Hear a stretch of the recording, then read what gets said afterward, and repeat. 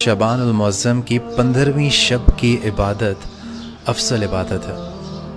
और फरमाया 2 नफ़ल अदा करने हैं और वो किस तरह से अदा करने हैं वो मैं आपको इस वीडियो में बताऊंगा, जिसके ज़रिए से आपके घर में इंशाअल्लाह रिस्क और आपके रिस्क में तरक्की इंशाअल्लाह होगी। तो आपको बताता हूँ कि आपने वो कैसे अदा करना। अच्छा, आपने 2 रकत नमाज अदा करनी है और हर रकत में आपने सूरह फातिहा पढ़ने के बाद एक बार आयतल कुर्सी पढ़नी है, एक बार आयतल कुर्सी पढ़नी है और उसके बाद आपने 15-15 बार सूरह इखलास पढ़नी है। इस तरह से आपने अपनी नमाज को मुकम्मल करना है और सलाम फेरने के बाद आपने 100 मरतबा दुरूद शरीफ पढ़ना है, अल्लाहुम्मा सल्ली अला दुरूद इब्राहीमी, और उसके बाद आपने तरक्की रिस्क की दुआ करनी है।